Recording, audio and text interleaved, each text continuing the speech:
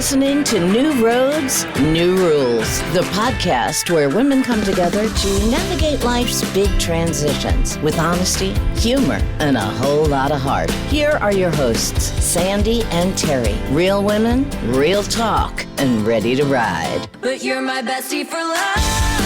Yeah, you're the family I choose. Yeah, you. The best till the end. We can get through this together.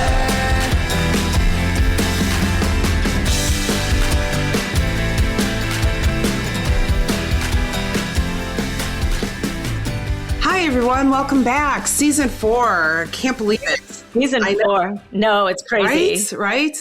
Yes, it's good to be back after our little break. It is, but it is kind of hard, like when you're on a vacation and then you jump back into work and you're like, okay, gotta get those it's like sea legs. Yes. But it's so this one might be a little clunky. Let's warn the roadies right now. We're still on vacation. We're right, vacation in our pajamas, all relaxed. We totally are. It's okay. It is okay. But we're going to start out with talking about, because it's a brand new year, right? 2026. Yes. It's currently like the end of January here. Hope everyone had a great New Year's, and they're starting to do their New Year's stuff that they promised to do for themselves, right? Right. I think, we ended last season on the New Year's resolutions, right? And so, I think that by this time, the end of January, we start to really realize, are they going to stick? Are they not going to stick? So, yes, yeah. Well, are you sticking to the ones that you set for yourself? Well, I didn't really make, I didn't really make a resolution. I just kind of like, I've set some little goals for myself, and yes, I am sticking to them. But one of the things, and this is the theme of this episode, so I'm just going to tell you how it came about, was that I decided, 2025 was such a rough year. And so I'm like, looking back, I did some soul searching, and I realized just how, there's no handbook, right, for going through a divorce or anything hard. And I see that some of the times I was less than positive. I was throwing myself a pity party. I was like, and you and the Roadies and this whole community did help me through. But one of the things I decided is I'm going to stop overthinking everything this year, and I'm just going to make this the year of yes. So yes. Now, it's so funny because we talk a lot about saying no, but I think there's something to be said about trusting yourself without overthinking everything. Right. Well, that's the thing I have to work on, is the overthinking part. I'm a Virgo. That's what we do. Yes, you do. Yes, all Virgos do. Everything, and even the littlest things. And I have learned in the season of saying yes and not overthinking, in certain aspects in my life, I have learned and have been practicing and kind of proud of myself. I was just thinking to myself about this the other day. Don't overthink it, Terri. Trust the process and don't overthink it. And I did, and it's all come out in a good way. And I'm like, oh, look, it really does work. Right. Yes. Well, and then, it's so funny because we, like I said earlier, we talk a lot about boundaries, and this doesn't have to be like, just say yes and overcommit. No, it's about self-trust, not not being impulsive. Right. I can't speak. So, I think we just all need to stop overthinking every decision, loosen our grip on control, and just say yes to opportunities that align with our values, our energy, and reality as well. Right. Yeah. So, because when you are overthinking and you aren't doing it, you kind of get decision fatigue, right? I know I do. I have said to other people in my life, I just want you to make the decision. I make the decisions and everything else. You just make the decision. I can go along with it easily. Just make the decision. Right. Because I'm carrying so much with me. My kids stuff, my work stuff, this, that, the house, the dogs, everything. And I feel like women in general kind of do that because we're expected to handle everything. Yeah, I think there's some research on that, which we'll get to later. But I think we've talked about that in the past too. Like, I think it's in our nature to take on so much. And I think, there are definitely lessons to be learned about overcommitting and women, and the difference between how women and men handle that. Right. And I also think that overthinking is kind of a protective, like you're trying to protect something, right? Because at least speaking for myself, I think I overthink things so I can be 2 steps ahead. So that way, if the rug is pulled out from underneath me, I've already in my head got it figured it out. And it just, I get tired of doing it. It's about all the things that could happen, right? And when you should be just kind of like living in the moment or whatever. But studies in cognitive psychology show that too many options and too much analysis reduce satisfaction. So even when the outcome is objectively good, you could be dissatisfied because you've overthought it. You know what I mean? I've done it. I mean, I know exactly what you mean because I've done it in certain situations because in my head, it turned out something different. So I think we have to program ourselves to say that more thinking does not equal better decisions, right? Because you could be making decisions about what you think is going to go right or wrong or whatever, and that could lead to a bad decision overall anyway. Right. I mean, I think that overthinking activates something in your brain as a threat because even if it's a good thing and you start overthinking of it, like your brain's like, okay, this might be bad. So this is why you're prepping. This is why you're doing that, So, you need to stay calm in it and everything. And to have more self-trust, which is something that I'm working on all of the time. Yes. So I am committed this year to self-trust. Yeah. That is what I'm going to do. But we do have some research around it. So, all right. Of course you do. Tell me about it. So, research on intuitive decision-making shows that when people have experience in an area, quick decisions are often as accurate or more accurate than over-analyzed ones, which is, I guess, a given, right? It feels like that is just something that makes sense, right? You already have knowledge, so you're not overthinking it. Neuroscience studies indicate that overthinking activates the brain's threat system, while decisive action calms it. Yeah. So if you can quickly make a decision, you're going to be less anxious, more calm. That's the way I read that, right? Well, and that's the way I have found to be true. Like in the moment, if I'm making the decision in the moment and not overthinking it, I just make the decision and I just keep going. Where if I'm overthinking it, then I'm hesitant to take a step or do something because I've already overthought the worst possible scenario. And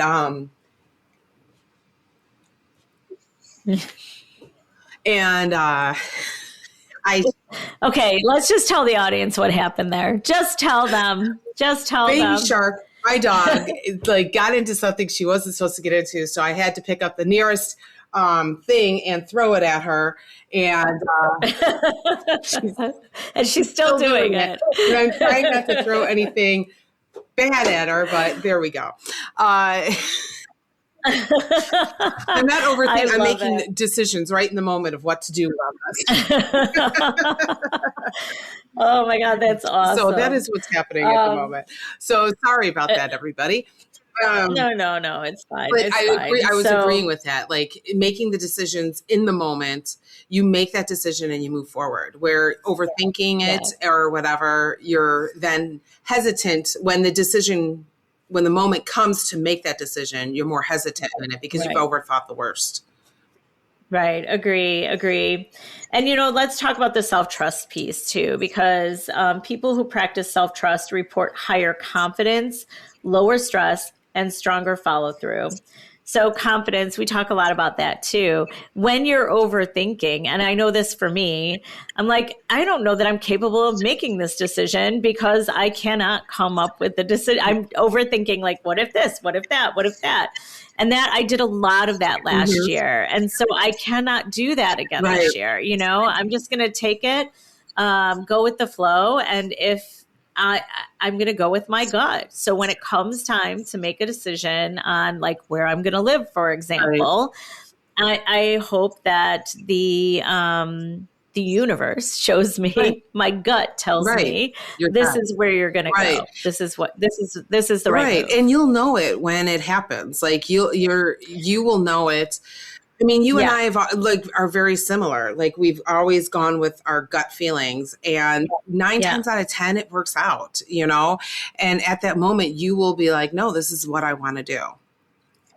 I know that I think my confidence was shattered a little bit last year, just based on the circumstances, not just because of the things that were said during the meanest moments. And my confidence was shaken. And so it really did affect, and I know we're going to talk about that on a later episode, but it really did affect my views, my decision-making, my confidence, everything. And that's why, as I did my soul searching, I was like, I am not going through another year like that, because I know I'm worth more than what I was told I was worth. You know what I mean? So, I mean, and also, I mean, your divorce is new compared to mine. And you and I both went through kind of the same thing through our divorces with people who that's how they lashed out. You know, they're going to make you feel worse because, you know, they've got their shit going on. Right. And it does become easier to then say yes to yourself and not to that person and the noise that they're making. And although they can wiggle their way in, and because I know mine does, and you know, I just got done telling you how he's bad. I'm like, but I just have to, you know, in the midst of that happening, you know, take a deep breath, you know, this is the last time I have to deal with him on a co-parenting basis, really, and just get through it and don't listen. Like you got to shut it down and just do, like, I'm making the decisions based on my gut, you know? Right. Agree. So what yes does not mean? Let's talk about that, Terri. So what saying yes does not mean what? That, you know, you're overcommitting your time. I think that people think that if you're saying yes to things, and this, I say this one because this is exactly what I do. Like I'm afraid to say no to somebody, you know, I'm afraid to set that boundary. But I think in saying this year being the year of saying yes, I'm not saying yes to everybody else. I'm saying yes to me. I'm saying yes to, I will do that because it's good for me. Or, you know, I can feel I can handle that. I'm not saying yes to you because I want to please you. I'm saying yes to you because I feel good about it. Right. We have to keep our boundaries. We have to keep your boundaries. So what we are saying is not saying yes to everybody just to say yes to everybody. Right. So. Right. And it also means, and here's a big one for me too, because, you know, being in the travel industry, I'm like, you know, if somebody says, hey, do you want to go to Europe or do you want to go do this or whatever, you know, I'm going to say yes if I can, but it does not mean spending money you don't have, right? So you have to be realistic. Right. So I just use that as an example because that could be an expensive trip, right? But I'm not going to say yes unless I can absolutely afford it. I'm not going to say yes if I'm going to regret spending that money, or I'm going to struggle. Right. Or you're there worried about, with my, you know, oh, am I going to be able to do this at home now? Take care of this at home. Right. Oh, absolutely. I want to be present. Like if I'm going to take a trip, I want to be present in the trip. Right. So, but I will tell you, like my friend from high school called and she's like, and you know, road trips are hard for me because I have anxiety on the street, on the road. And you scare the bejesus out of me driving. She actually texted me and she said, you want to take a road trip to Alabama? And I sat there for a minute and I just said, sure. Mm-hmm. And then she was like, I had to send a second text and I was like, but it's February and she wants to go in February. And I'm like, I'm anxious on the road already. So if there's bad weather, I don't think that's a good idea. And she goes, well, we'll just cancel if there's bad weather. And I was like, okay, that's cool. Yeah. This is the time travel person to get your trip insurance. Awesome. Well, and then I was like, well, I've never been to Alabama, so sure. Right. I just came back through there. So look at that. Yeah. I know. I'm going to follow your footsteps. And so what else doesn't yes mean? Well, you don't want to say yes out of guilt or when, your body is screaming no.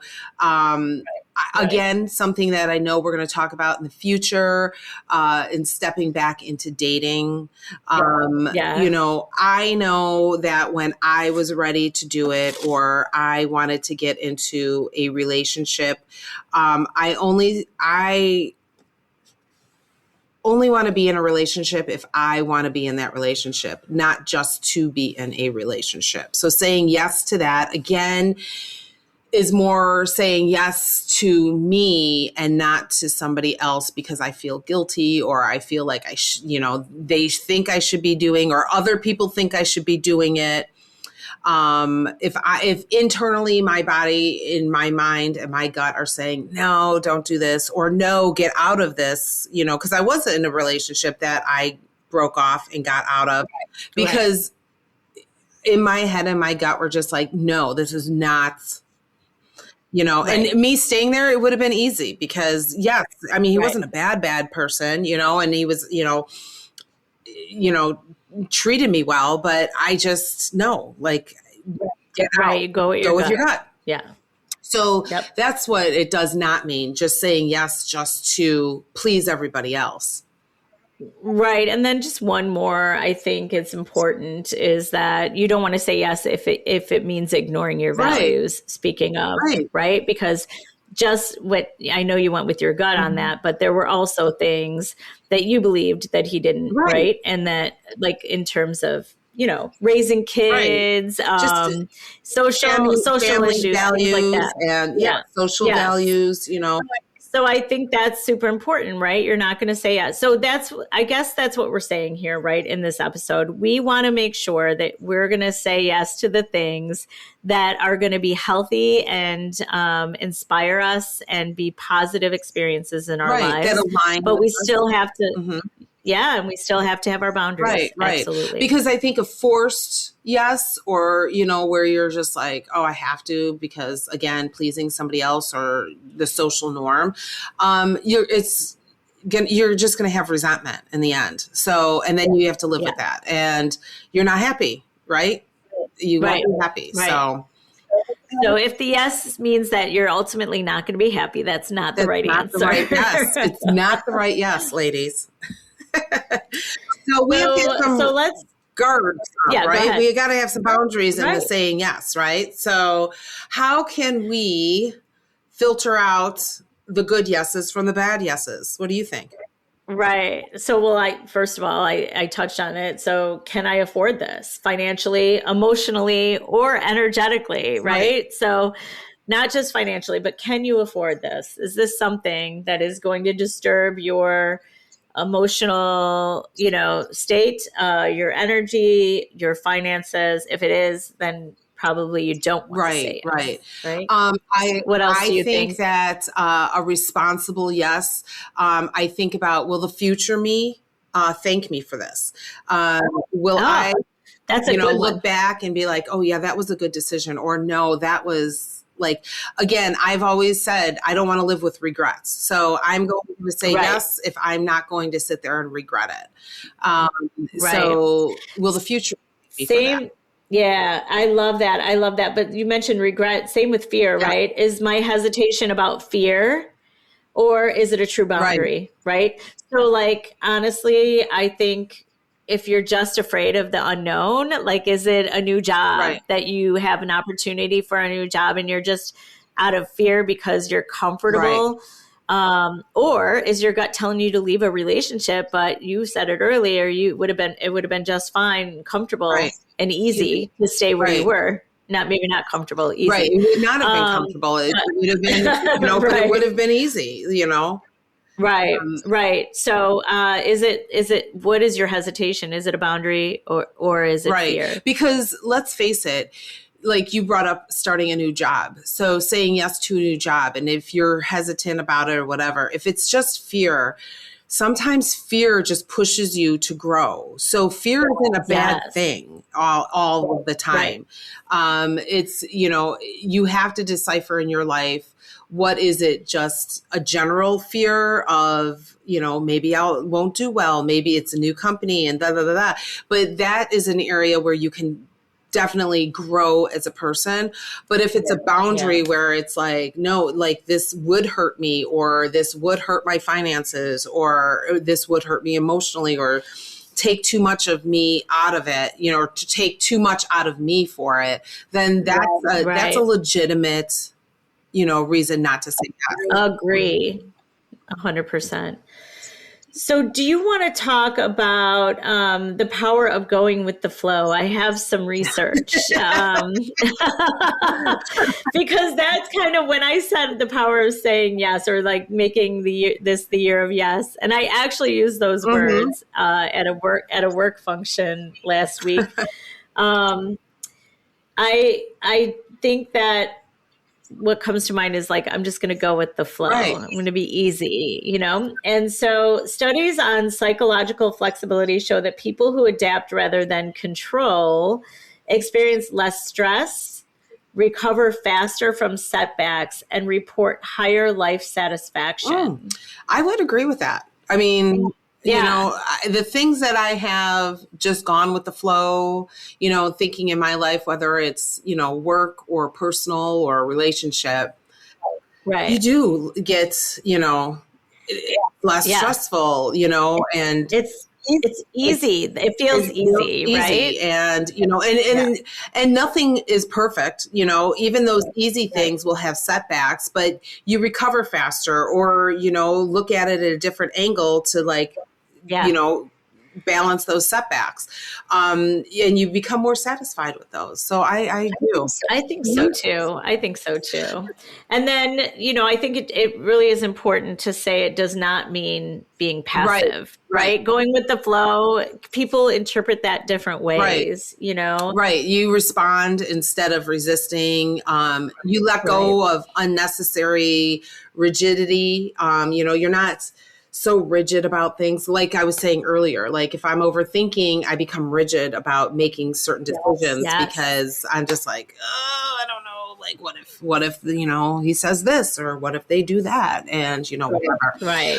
You trust that everything needs to be micromanaged. And I always remind myself, I hate being micromanaged, so I don't want to micromanage anything else. So. Me either. Even at work, I can't stand it. I hate when people do it to me. And so I really try not to do it to others. And I have to say, in my life, that my professional life is probably the last place I ever micromanage anything. I'm like, I just need to apply that mindset to your personal life, and I would be good. Yes. So a lot of these principles are in that let them theory, right? Like I know we talk about it all the time, but it's so true, right? Because it's about letting go of the control. Because when you do want all the control over everything, you are micromanaging. That's another form of micromanaging. That is the form of micromanaging, no matter what you tell yourself. Let's be honest.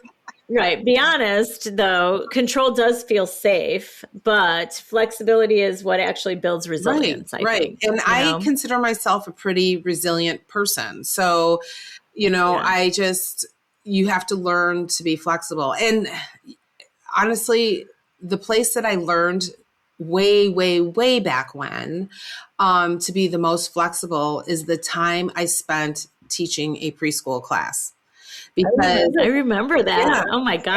And that is where I learned to be the most flexible, because let me tell you, 2 and 3 and 4 and 5-year-olds, they don't care what you want or what you have to say. what you want to do at the time.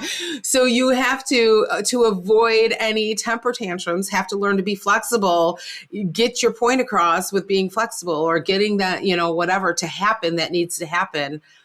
So you have to learn to be flexible. And that is where I learned how to be flexible the most. I love that. Wow. I remember when you did that in the 90s. Way back in the that was way back in the 1900s. I know, in the 1900s. My kid just found a shirt for me, and he's just like, "Hey, I think you'd like this. It's vintage." And I'm like, "Shut up." Right? It's vintage. I love that the things that we wore are vintage now. Oh my God. So what do you so let's talk about an example, Terri, of when maybe you said no out of habit instead of saying yes. Where I said no out of habit. I don't know. Let me think. No, out of. I know it's a hard one. It is, because I tend to say yes. I'm more of a people pleaser. So my thing, I guess saying no out of habit would be saying no to somebody because I'm literally, my plate is full. And I'm trying, and honestly, that's a hard thing for me to say. But that's a boundary. It's a boundary. That's an important boundary. It is an important boundary. But some things I said no to, in the end, I'm just like, oh, I could have done it and I would have enjoyed it because I'm overthinking it, And there is a thing in my life right now that I am overthinking. And me personally, I would normally do this it's just hard to talk about. It's okay. Maybe we talk about that on a later episode. We'll have to. Okay. All right. I got you. She's blushing, you guys. It's just literally just me and her. All right. Well, so moments where going with the flow worked out unexpectedly. So I'm going to throw out. Mine would be the same. Okay, go ahead. Throw it out. I know. Yeah, go ahead. Is it travel? It's travel. So I'm going to say it didn't work out yet, but I am confident that I'm going to have a blast on this Alabama trip. And I would have normally said no to that for sure because of my anxiety, because it's the middle of winter, because it's an 8-hour drive or however long it takes to get to Alabama.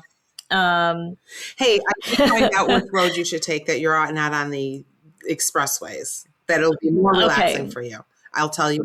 Okay. Okay. Thank you. That's what I need in my life. But no, I think those types of things I'm going to say yes to. That's good. Yes. No. And I think that is good. I think that is really good. So the moments where I went with the flow and worked out unexpectedly, it kind of goes hand in hand with the first one, except I would have to say the relationship I'm in because it's a healthy relationship. And I have tried not to overthink it and it's been kind of easy in certain aspects because I've already gained trust with the person. Like we've been friends for a long time. So that learning to trust another person and with your feelings and with everything, I already built that.